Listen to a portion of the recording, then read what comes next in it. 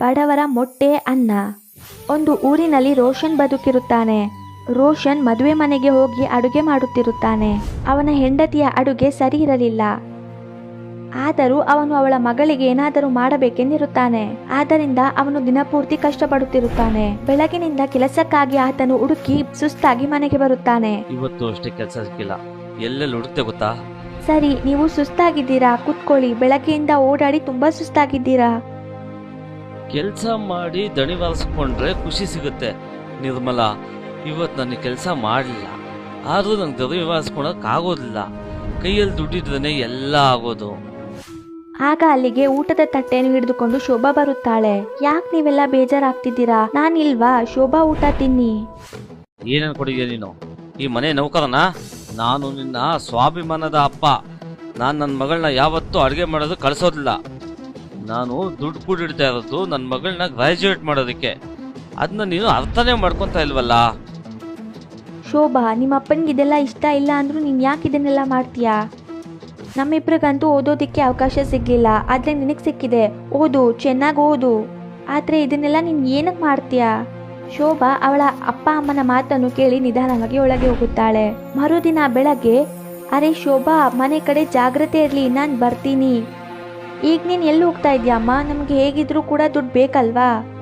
ಅದಕ್ಕೆ ಯೋಚನೆ ಮಾಡ್ತಾ ಇದ್ದೀನಿ, ಸ್ವಲ್ಪ ಹಪ್ಳನಾದರೂ ಸೇಲ್ ಮಾಡೋಣ ಅಂತ. ಅಕ್ಕಪಕ್ಕದ ಮನೆಯವ್ರ ಹತ್ರ ಕೇಳಿದ್ದೀನಿ ಯಾರ್ಯಾರಿಗೆ ಎಷ್ಟೆಷ್ಟು KG ಹಪ್ಳ ಬೇಕು ಅಂತ.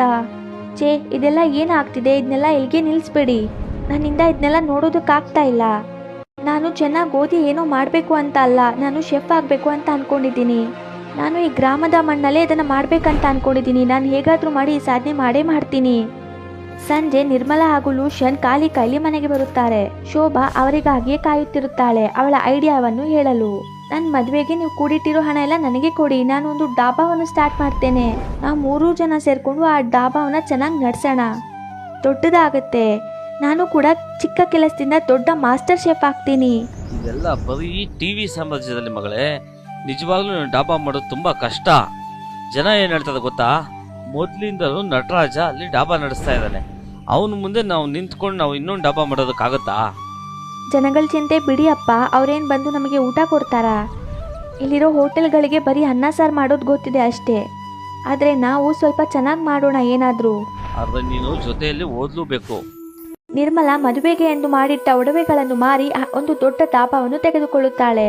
ನಾವು ಇಂದಿನಿಂದ ಎಗ್ ರೈಸ್ ಮಾಡೋಣ, ನಾವು ರೋಟಿ ಜೊತೆಗೆ ಅನ್ನನೂ ಕೊಡೋಣ, ಅದ್ರ ಜೊತೆಗೆ ರೋಷನ್ ಅವ್ರು ಮಾಡೋ ಗುಲಾಬ್ ಜಾಮೂನ್ ಕೂಡ ಕೊಡೋಣ.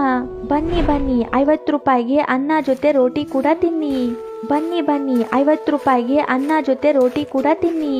ಮಿಠಾಯಿಯ ಸ್ವಾದದ ಜೊತೆಗೆ ಮಸಾಲೆಯ ಖುಷಿ. ಏನು 50 ರೂಪಾಯಿಗೆ ಎಗ್ ರೈಸಾ? ಆ ನಟರಾಜ ಬರೀ 70 ರೂಪಾಯಿಗೆ ಅನ್ನ ಹಾಕ್ತಾನೆ.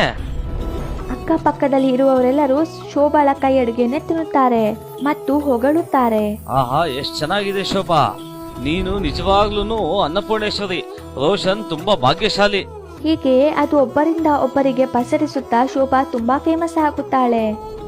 ಆಗ ರೋಷನ್ಗೆ ಒಂದು ಕೆಲಸ ಕೂಡ ಸಿಗುತ್ತಿರಲಿಲ್ಲ. ಆದರೆ ಈಗ ರೋಷನ್ನ ಹೋಟೆಲ್ ಬಳಿ ಕ್ಯೂ ನಿಂತಿದ್ದಾರೆ. ಶೋಭಾಳ ಈ ಬೆಳವಣಿಗೆಯಿಂದ ನಟರಾಜ್ನ ಹೋಟೆಲ್ಗೆ ಯಾರು ಕೂಡ ಬರುತ್ತಿರಲಿಲ್ಲ.